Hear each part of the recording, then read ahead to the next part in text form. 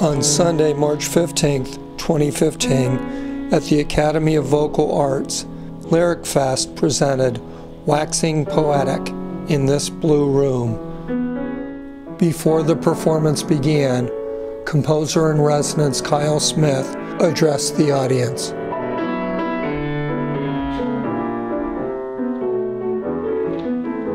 I'll talk just a little bit about how I came to write this music. The paintings were the genesis of all this. Laura Pritchard's batik artwork, which is the wax painting on silk. It's absolutely beautiful, and so when I was first shown that artwork, I was very much taken with it, as you all have been, as you've been looking at it, I'm sure. And then I saw the poems. I was taken very much with those, and those were poems that were written on the paintings, that were inspired by the various paintings. So Lyric Fest said, we would like you to write music to these poems based on the paintings. We wanted to put together a concert-length event, but it involves looking at the paintings, it involves reading the poetry, and it involves hearing music to somehow to put that all together. So we came up with the idea of a song cycle of 40 to 45 minutes. Well, we had, I think it was 21, 22, 23 poems. That's a lot of poems. They ended up with 17, and we wanted to have a representation from all of the poets. So we ended up, I think, with a good, pretty fair representation in 17 poems, a nice round number of 17. And so the composer has to start thinking about mechanics here, and that only leaves you with about 2.5 minutes and change per song to get through them all. So consequently, all the songs are short. I may have a song that goes to 4 minutes and something, but most of them are shorter. I had to put the poems in some kind of order, because remember now, these poets looked at all the paintings and they just wrote poems independently. They had nothing to do with each other. They went off and wrote the poems on whatever paintings that they wanted to. Some of the poems are on the same painting. 2 poems on the same painting may have nothing whatsoever to do with each other as far as a subject that you might try to intuit. Then it came to me to put them all together. The one image that was the strongest to me from the very beginning was the phrase watermelon eyes. And you'll see that in the painting. I don't know what that means. Are the eyes shaped like watermelon seeds? I don't know, and I haven't asked the poet, and I don't know. But just that phrase, watermelon eyes, really struck me. As I was going over the word watermelon eyes, I heard a woman singing it, and the woman's voice was like Sarah Vaughan's. So I started with that poem, and I started with that sound world. It's not even a sound world, it was just this kind of a flash of a sonic image. And that's where I started. Well, it so happens that Watermelon Eyes is based on the painting 56. That's the name of the painting. There was another poem that's based on 56, and that's Like Lost Beads. Watermelon Eyes is number 1 in your program. Like Lost Beads is number 6. Well, what if I write one song that will do double duty? That it will be one singer will sing one of the poems, and it'll have a certain accompaniment, and the other singer will sing another poem, but on the same musical accompaniment. So what I started out with was writing a duet. But the girl was singing one poem, the boy was singing another poem.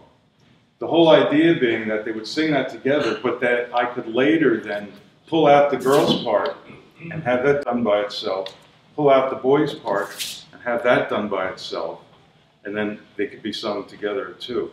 Now, it's a problem because just putting them together is a challenge, but that's, that's what a composer is supposed to do. The other challenge was that, oh, now you're going to hear this music 3 times in 45 minutes, so the music better be okay, so you don't get sick of it. So that was another challenge. The very first song is Watermelon Eyes, that's the mezzo singing, and then the baritone singing the same music, but his own notes, that is the same piano music, but his own line over that, that's number 6. And then the duet comes later, and that's number 11. You hear them all together. And then for a grand finale, it ends up as number 17, and I kick a 3rd poem into that and add that in for the finale. which I then have to write new music to end it up because I didn't have enough room to put everything. So that's how that worked. And so what that made for me was I had pieces of the cycle, and that gave me a structure, and it fell into 3 parts. Now we do it all together. We don't stop to part 1 and take a bow, although there will be readings in between here. The real fun thing of it for me was taking all these poems that really had nothing to do with each other, written by 4 different poets. They didn't collaborate in writing these, but I went through and I had to make sense of them. And so I put them together in a way that in my mind made some kind of dramatic sense. Use these disparate elements to tell some kind of a story. I would laugh at times when things would happen. I would put these together and I'd say, well, she's worried about this. And then he says, no, no, no, calm down, calm down. Where in the poems, that they had nothing to do with each other. But so that's my fault, okay? The poems, you can't blame the poets for that. So that's the guy. That's the one guy came in. So we had a woman painter and women poets, and then the guy comes in and he says, well, I'm going to make my story out of it, so you can blame me for that. Now the project was called Waxing Poetic. That is the project of putting the artwork with the poems. But the word blue is all through these poems. The paintings are blue. There's a lot of blue in these paintings. And if you talk to Laura, she will tell you about the colors and why certain colors are used. I came down to using "in this blue room" as the title of the cycle. That's a phrase from one of the poems. I make a big deal. Kile Smith makes a big deal that he's writing jazz. So as I was reading these poems, and as I heard Sarah Vaughan's voice, Billie Holiday's voice, John Hendrix's voice from Lambert, Hendrix, and Ross, because these are the LPs that I grew up with. I was born in 1956, so these are my parents' records. They belong to the Columbia Record Club. My mom likes jazz. We had all these Lambert, Hendrix, and Ross. We had Hi-Lo's records. I love the Hi-Lo's. We have Maynard Ferguson. We have Stan Kenton, Stan Getz, all sorts of things. Jimmy Smith, the great Philadelphia organist. So all that I grew up with. So even before I got a transistor radio and was listening to Hi-Lit and Wibbage and WFIL and Top 40, even before I was listening to all that, which I got heavily into too, I was listening to this other stuff.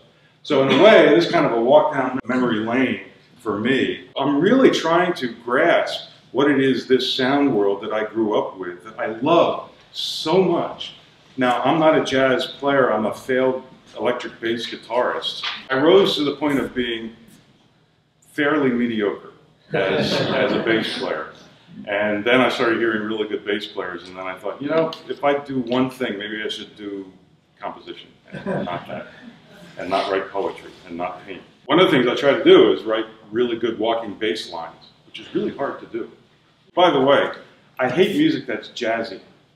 There are composers, you know, long-haired classical concert composers who will write music, and you'll hear like a crossover music that's supposed to be like jazzy.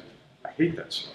No. I really do. Can I say that? I like jazz. I don't like jazz-y. I figured if I'm going to write jazz, I'm going to write jazz. In for a dime, in for a dollar. And if I fail at it, then I fail, but it'll be a glorious failure, and everyone can pass me by on the street and look and laugh at me. But that's fine. That's what I want to do. For instance, right out of the box, when the baritone sings, "Like lost beads of a broken necklace, images gather in the corner and unroll like film." Well, I give him one of these lines. They called it vocalese back in the 40s and 50s.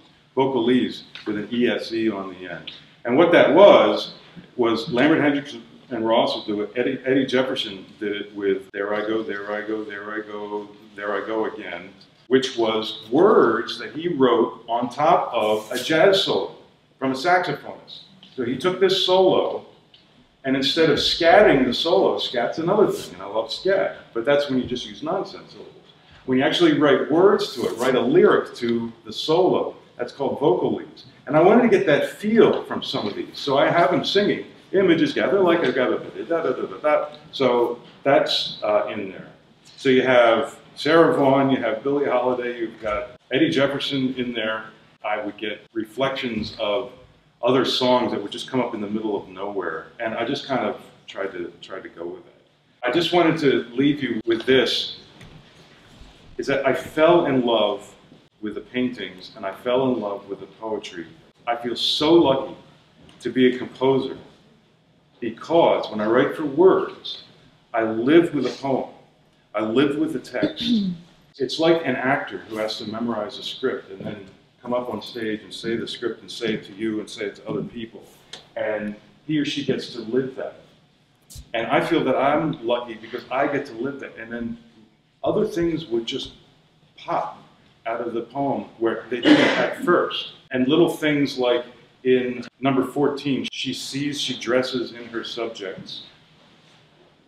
Unexpected brocade patterns, gold thread drapes her body, this robe. And then she takes her sash to wrap her famously queenly hairline. The word hair is all through these poems.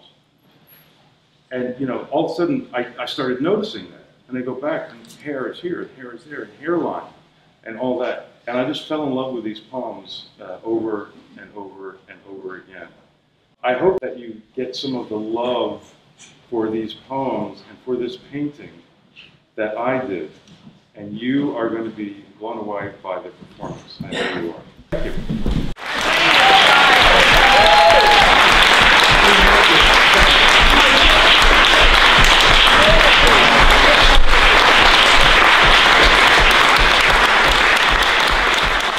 Lyric Fest's next concert, I'll Make Me a World, will be on Sunday, April 19th at 3 p.m. at the Church of the Holy Trinity on Rittenhouse Square.